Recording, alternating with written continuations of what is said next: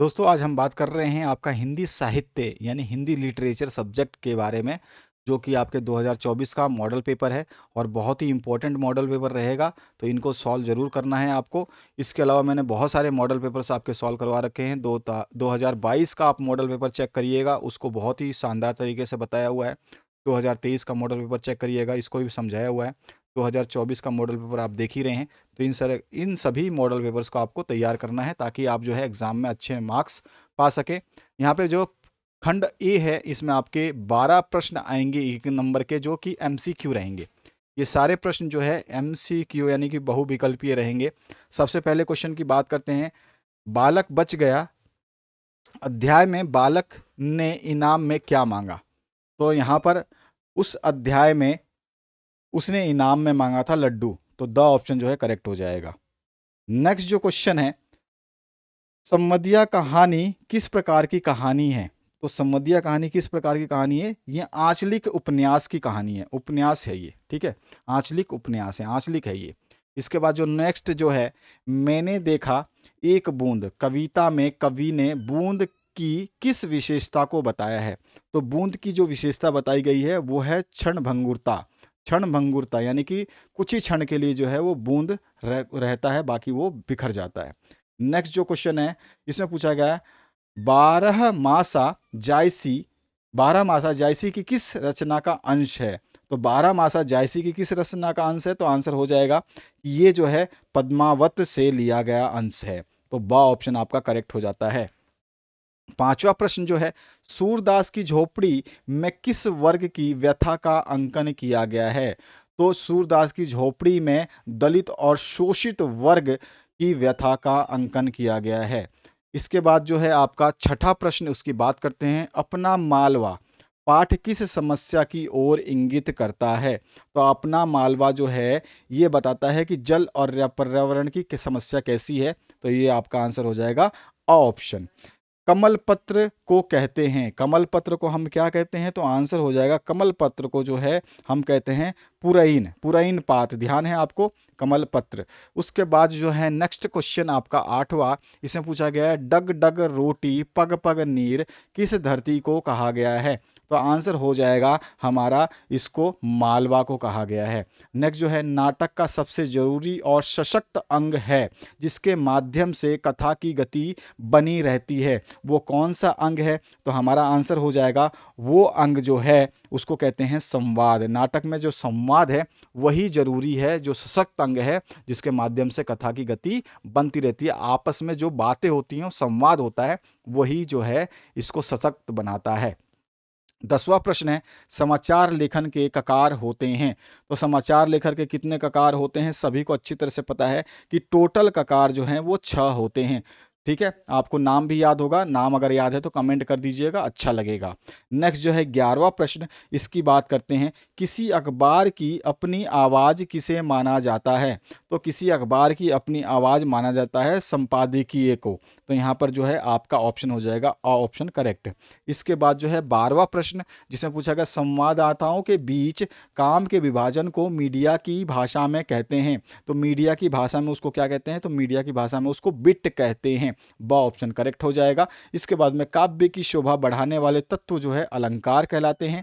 Next जो question है, रोला और उल्लाला छंद के योग से छप्यई छंद बनता है। और इसके बाद जो है नेक्स्ट क्वेश्चन, इसमें पूछा गया है, ऐसी काव्य रचना जिसे पढ़ते ही अर्थ ग्रहण हो जाए वह खालिस्तान गुण से युक्त रचना मानी जाती है, प्रसाद गुण से युक्त रचना उसको मानी जाती है। जब कारण नहीं होने पर भी कार्य हो वहां पर विभावना अलंकार प्रकट होता है। और सागर के उर पर नाच नाच लहरें करती हैं मधुन गान, पंक्ति में कौन सा अलंकार है? तो यहाँ पर नाच नाच करती हैं लहरें, यानी कि यहाँ पर जो है मानव की बातें यहाँ पर जो है कल्पना की गई है, तो मानवीकरण अलंकार जो है इसका आंसर हो जाएगा।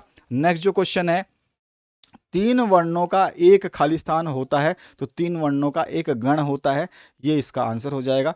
नेक्स्ट क्वेश्चन की बात करते हैं। यहाँ पे 6 रिक्त स्थान मिलेंगे, 6 अंक जो प्रश्न आपको मिलेंगे वो रिक्त स्थानों की पूर्ति से मिलेंगे। बिल्कुल ऐसा का ऐसा सेम टू सेम पेपर आपको देखने को मिलने वाला है एग्जाम में।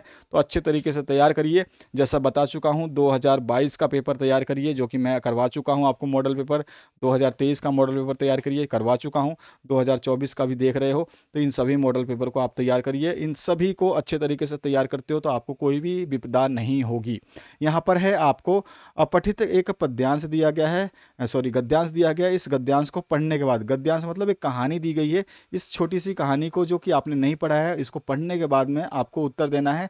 भारतीय भाषाओं और साहित्य में अग्रस्थान ग्रहण करने का हिंदी ने आग्रह नहीं किया। यह इन सब की संयोजक शक्ति के रूप में बनी रहना चाहती है। ये बताना चाहता है कि हिंदी जो है ये अलग से कोई आया नहीं है, हिंदी जो है इन सभी का स्वरूप है। अब यहाँ पर जो क्वेश्चंस पूछे गए हैं उसके आंसर्स हमें देने हैं। हिंदी भाषा का साहित्यकार किसका उपहास कर रहा है, उपहास रहा है। साथ ही साथ हिंदी भाषा में कौन सा भाव बतलाया गया है। हिंदी भाषियों को किस स्वर में बोलने हेतु कवि प्रेरित कर रहा है। कौन सा पद हिंदी के लिए छोटा माना है। और हिंदी भाषा किस रूप में बनी रहना चाहती है। प्रस्तुत गद्यांश का उचित शीर्षक क्या होगा। तो यहाँ पर आप 6 अंकों के ये प्रश्न जो है आप करेंगे तो आपको 6 अंक मिल जाएंगे। सारे के सारे 6 अंकों के प्रश्न हैं ये, यानी कि एक एक अंक जो है सभी प्रश्नों में मिलेगा आपको। और इन सभी प्रश्नों के उत्तर मैंने यहाँ पे नीचे लिखे हुए हैं। जो पहला उत्तर है आप देख सकते हैं, दूसरा है, फिर तीसरा है, इसके बाद चौथा है, पांचवा और छठा प्रश्न का उत्तर है आपका। इसके बाद आइए नेक्स्ट क्वेश्चन पे। सारे के सारे उत्तर जो है यहाँ पे लिखित रूप से आपको मिलेंगे। यहाँ पर अपठित पद्यांश है, यानी कि कविता का एक टुकड़ा दिया गया है। इस कविता के टुकड़े को पढ़ना है और इस कविता को पढ़ने के बाद में, इस टुकड़े को पढ़ने के बाद में फिर से आपको एक एक अंक के 6 प्रश्न पूछे जाएंगे जिसके उत्तर आपको देने अनिवार्य हैं। तो इस कविता के टुकड़े को आप जैसे ही पढ़ोगे तो यहाँ पर 6 प्रश्न आपसे पूछे जाएंगे। श्री कृष्ण हस्तिनापुर क्या संदेश लेकर गए थे और किसको समझाने के लिए भगवान हस्तिनापुर आए, बताइए।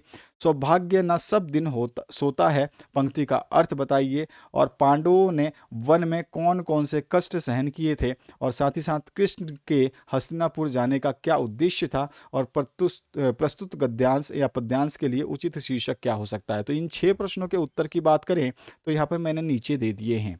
तो यहाँ पर आप देख सकते हैं ये हैं इसके उत्तर, जिसमें आपको सारे प्रश्नों के उत्तर मिल जाएंगे। फर्स्ट वाला, सेकंड वाला, थर्ड वाला, फोर्थ वाला, फिफ्थ वाला और सिक्स्थ वाला।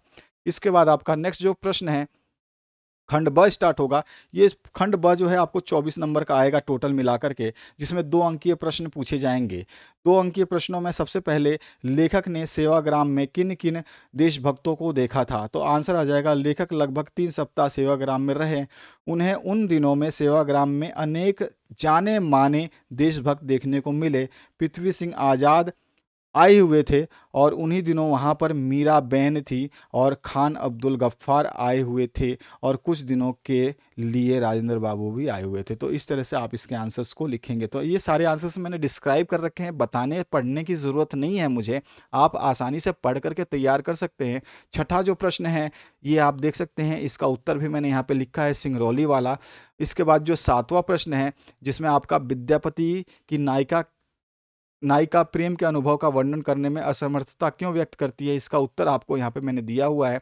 इसके बाद जो 8वां प्रश्न है, दिशा कविता में बच्चे ने हिमालय को पतंग की दिशा में क्यों बताया, कि बच्चे जो है वो अपनी पतंग जिस दिशा में उड़ रही है उसी की दिशा में जो है हर चीज़ को इंगित करते हैं। तो यहाँ पे आंसर हो जाएगा। बिस्कोहर में लेखक ने किन किन सांपों के बारे में बताया है। तो बहुत सारे जो सांप हैं जिनके नाम अलग अलग हैं, धामीन है, गेहुआ है, घोर, कड़वाट, ये भटिया है, तो इन सभी के बारे में इसमें बताया हुआ है। जो नेक्स्ट क्वेश्चन है उसमें पूछा गया है, झोपड़ी जल जाने के बाद भी सूरदास को क्या आशा थी। तो सूरदास बहुत ही पॉजिटिव थे, तो उनकी आशा थी कि जो है सब कुछ जो है मेरे को मिल जाएगा, मेरे को चिंता करने की ज़रूरत नहीं होगी। लेकिन फिर भी जो है वो ढूंढता रहा, लेकिन उसकी आशा थोड़ी सी टूट गई, लेकिन वो विश्वासी था। तो यहाँ पर मैंने आंसर लिखा हुआ है। 11वां जो प्रश्न है, अतिशयोक्ति अलंकार की परिभाषा उदाहरण सहित लिखना है। तो यहाँ पर अतिशयोक्ति अलंकार की परिभाषा दे दी है मैंने, जहाँ पर अप्रस्तुत का वर्णन करके उसके द्वारा प्रस्तुत का बोध कराया जाए। जो चीज़ है ही नहीं और ना होने का बोध आपको कराया जाए तो वहाँ पे अन्योक्ति अलंकार का प्रयोग होता है। यहाँ पर जो आपको ये वर्ड लिखा हुआ है इसमें जो है पूरा का पूरा बताया है कि बाज को लक्ष्य बता करके राजा जय सिंह को सावचेत करने के लिए जो है कहा गया है, कि सचेत करने के लिए कहा गया कि भैया देखो तुम संभल जाओ, सही रहेगा। ठीक है, तो इस तरह से आपका ये आंसर हो गया। नेक्स्ट जो है 12वां प्रश्न, किसी भी कहानी के विस्तार के लिए द्वंद्व क्यों महत्वपूर्ण है, आपको बताना है। इसका आंसर मैंने लिखा हुआ है। इन डेप्थ रिपोर्ट क्या होती है, इसका आंसर मैंने बताया हुआ है। नेक्स्ट जो प्रश्न है, आर्थिक पत्रकारिता सामान्य पत्रकारिता की तुलना में जटिल क्यों होती है, क्योंकि इसमें जो है समझाना बहुत कठिन होता है, शब्दावलियों का प्रयोग जो है उसको समझाना बहुत कठिन होता है, इसलिए जो है ये जटिल होती है। आचार्य रामचंद्र शुक्ल का साहित्य परिचय आप लिखेंगे तो किस तरह से लिखेंगे। नेक्स्ट जो पार्ट है आपका, घनानंद का साहित्य परिचय आपसे पूछा जाएगा तो किस तरह, दो परिचय आएंगे आपको ध्यान रखना है, तो इस तरह से लिखेंगे। खंड स की बात करें तो यहाँ पर जो प्रश्न मिलेंगे आपको 3 अंकीय प्रश्न मिलेंगे, और यहाँ पर जो है अथवा पाठ भी आपको देखने को मिलने वाला है। आज मनुष्य का प्रकृति से रिश्ता टूट गया है, बसंत आया कविता के आधार पे अपने शब्दों में लिखना है।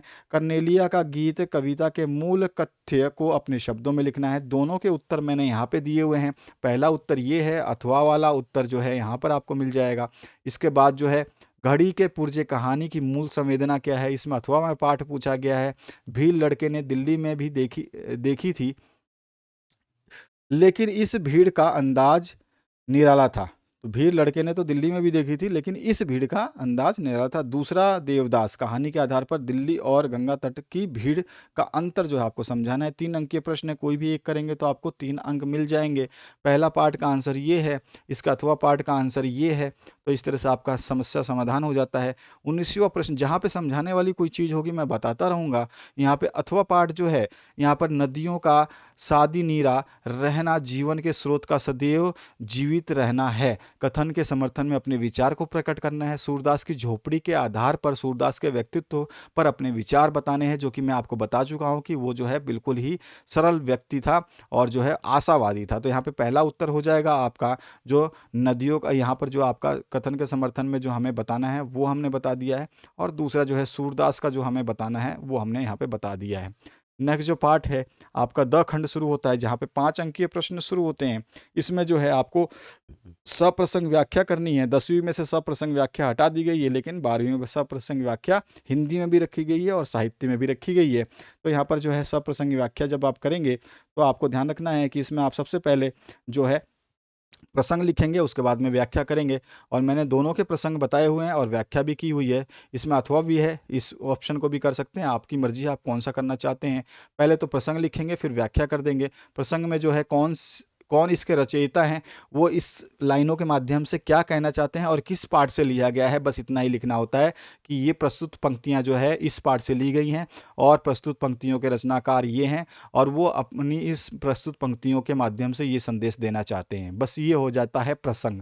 तो प्रसंग आपको समझा दिया मैंने। उसके बाद व्याख्या जो है, उस पंक्तियों को समझाने के लिए आपको लिखना होगा कि कोई पढ़े तो ये समझ जाए कि इस पूरी लाइनों का मतलब क्या है, तो व्याख्या आप जो है इस तरह से कर देंगे। इसके अथवा पाठ की बात करें तो अथवा पाठ जो है मैंने नीचे दिया गया है। इस विशेष जरूर लिखना है आपको कि इसमें विशेष क्या चीज़ है, जो ये पंक्तियां दी गई थी इसमें क्या बताया गया है। अथवा पाठ है, उसका आंसर हो जाएगा। इसमें भी प्रसंग लिखेंगे, उसके बाद व्याख्या कर देंगे, इसका भी विशेष जो है इस पूरे पंक्तियों का क्या विशेष हो सकता है ये बता देंगे। अब यहाँ पे पद्यांश आएगी, पद्यांश की भी व्याख्या करनी है आपको सप्रसंग। तो यहाँ पर भी आपको बताना है कि पद्यांश किस कवि ने लिखा है, किस पाठ से लिया गया है, और इस पूरे पद्यांश का उद्देश्य क्या है, क्या कहना चाहता है कवि, बस इतना लिख देना है कि ये कहना चाहता है कवि। तो जैसे कि आप देखोगे, और इसमें अथवा पाठ भी है, तो यहाँ पर देखो जैसे प्रसंग मैंने लिखा है, इसमें अंश में निराशा से भरे हुए पिता के भावों का वर्णन हुआ है। तो बस हमने ये बता दिया कि किस चीज़ का वर्णन कर रहे हैं इस पंक्तियों के माध्यम से। उसके बाद जो है सीधा सीधा आपको व्याख्या कर देनी है। तो यहाँ पर यह व्याख्या हो जाएगी कि पूरी की पूरी लाइन क्या कहना चाहती है, इन सारी की सारी लाइनें क्या कहना चाहती है। तो अथवा पाठ भी आप कर दोगे। इसमें विशेष क्या है, कवि क्या क्या व्यक्त कर रहा है, तो 2-3 लाइनों में आप जो भी व्यक्त करना चाहते हैं ये बता सकते हैं। इसका अथवा पाठ में एक और है जो कि हमने देखा था अभी अभी, तो उसका भी हम प्रसंग लिख देंगे और फिर उसके बाद में उसकी व्याख्या को संपूर्ण करेंगे। साथ ही साथ उसमें विशेष क्या है, विशेष चीज़ों को जरूर लिखेंगे कि उसमें विशेष क्या चीज़ है। 22वां जो प्रश्न रहेगा वो 6 अंकीय प्रश्न रहेगा, जिसमें आपको एक विषय पर निबंध लिखना होगा। जैसे कि पहला है आत्मनिर्भर भारत, दूसरा है आतंकवाद एक वैश्विक समस्या। तीसरा है वर्तमान शिक्षा प्रणाली एवं नैतिक शिक्षा। चौथा है मेरे प्रिय कवि या मेरा प्रिय अध्यापक, इस तरह से भी पूछा जा सकता है। तो चारों में से कोई एक ही करना होगा, आपको 6 अंक प्राप्त हो जाएंगे। और मैं इन सभी को करवा चुका हूँ। अगर आपने 2022 का प्रश्न पत्र नहीं देखा है मॉडल पेपर, और 2023 का नहीं देखा है, तो आपको इसके सॉल्यूशंस नहीं मिलेंगे। ऑलरेडी मैंने 2022 में करवा रखा है, 2023 में करवा रखा है, और 2024 का तो मैं आपको दे ही रहा हूँ, जिसमें हम बात करेंगे आत्मनिर्भर भारत पे। तो यहाँ पर मैंने आत्मनिर्भर भारत की प्रस्तावना लिखी हुई है, आत्मनिर्भर भारत के बारे में बताया हुआ है। नेक्स्ट जो है आत्मनिर्भर भारत के 5 स्तंभ कौन कौन से हैं वो समझाया हुआ है, और आत्मनिर्भरता के उपाय एवं लाभ क्या हो सकते हैं। तो लास्ट में उपसंहार करेंगे। यदि आप कोई भी पीडीएफ लेना चाहते हैं तो ये है इसका प्रोसीजर। आप 3-4 दोस्त मिलकर के जो है ये पीडीएफ प्राप्त कर सकते हैं। आपकी इच्छा है, अगर आपको पीडीएफ चाहिए तो आप प्राप्त कर सकते हैं, अन्यथा आप वीडियो से जो है अपने नोट्स को कंप्लीट कर सकते हैं। सारे के सारे जितने भी मैंने प्रश्न पत्र आपको कराए हुए हैं 2022 के, 2023 के, 2024 के, तो 23, 22 और 24 इन सभी के प्रश्न पत्रों को एक बार जरूर चेक कर लेना। प्लेलिस्ट आपके सामने आ चुकी है, इसको जरूर चेक करिए। सब कुछ आपको समझ में आ जाएगा कि किस तरह से क्वेश्चंस के आंसर हमें करने हैं। तो आशा करता हूँ इस वीडियो के माध्यम से, और इससे पहले वाले जो वीडियोस आपको दिए गए हैं जिसमें आपका भूगोल भी दे दिया गया है, हिंदी का जो पेपर है अनिवार्य वाला वो भी कंप्लीट करा दिया गया। अभी आप हिंदी साहित्य देख रहे हैं, इसके बाद आने वाले जो और भी सॉल्यूशंस बचे हुए हैं उनको कंप्लीट करा दिया जाएगा। बने रहिए और साथ ही साथ शेयर करते रहिए। Thank you very much, have a good day.